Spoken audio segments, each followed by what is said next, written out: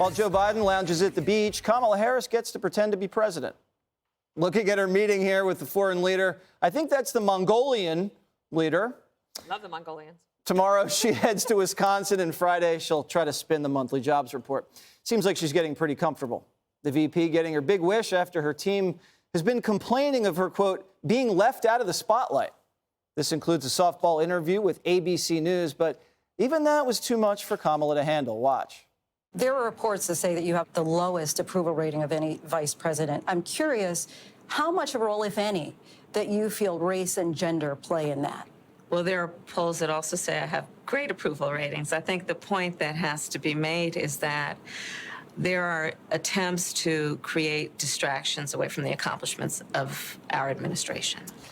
Okay, so we'd like to see those poll numbers any day, because everyone we've seen shows voters think Harris is doing a historically bad job.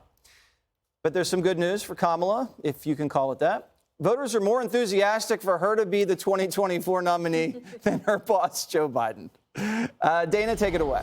Well, this is Kamala Reboot 224, if you're keeping count. And I can understand why they're trying to give her a little bit more publicity. But I think she has a brand new team again, right? So that makes sense. Look, and the Mongolians, those are good freedom fighters, and we need them on our side. So thank you, Mongolians, for coming to visit. I love their barbecue. They also have those are good places, actually, indeed. Cook yourself.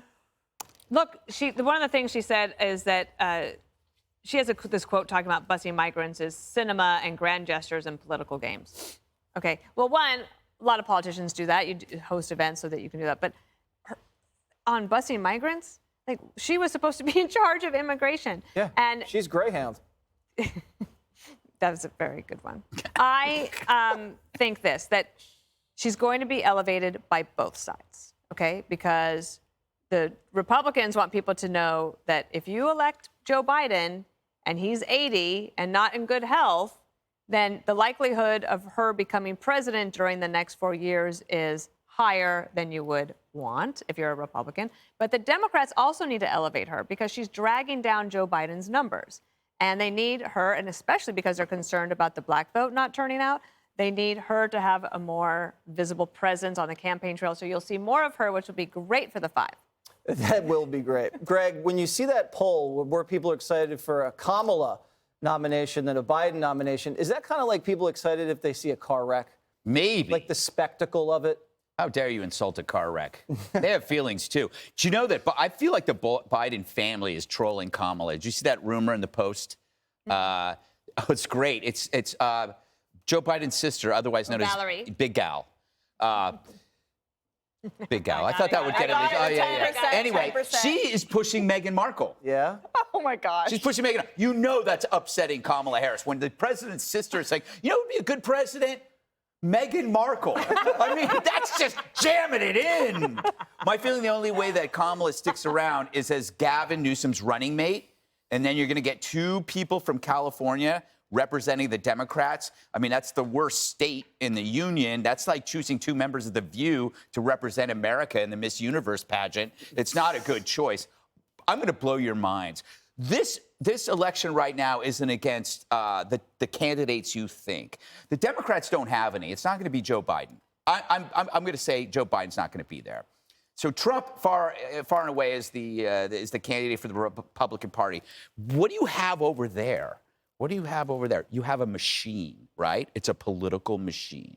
So it's Trump versus the machine, and he's raging against this machine, right? It's a political beast, it's corrupt, and it punishes those who won't obey. That's the real race. Him versus this monolith that is trying to destroy the average American. How do you like that for a race? Man versus machine. Do you like it, Katie? Not if the machine is smarter, because that's terrifying. Then throw water on it. Yeah. That's true. It's like the Wicked Witch of the West. You can just pour some water on it and it fries. They put her out there so many times, and she tries so hard, and it's like she just can't do it. And the question that she constantly gets from reporters is, isn't this because America is racist and sexist? Mm-hmm. And she actually could do herself a big favor by saying, no, actually, I'm in this position because I'm a qualified woman who has something to offer Americans, whether it's my experience in California or my desire to solve these problems that she's not solving. But she could actually turn that question over and help herself with that. But this is the reason why Nikki Haley says that they're running against Kamala Harris. They're not running against Joe Biden. And I would watch Gavin Newsom because I wouldn't put it behind him or past him that he wouldn't start going after Kamala Harris. Because she thinks that she's entitled to this position, even though she couldn't get a single vote in the Democratic primary when she ran for president. And Gavin Newsom wants it. And he's not going to let her just take it, especially since her approval ratings are so low and she's not very good at the job. So are we dreaming? Are these things never going to happen? Is it going to be Biden? Or is it going to be a knife fight between Kamala and Gavin Newsom?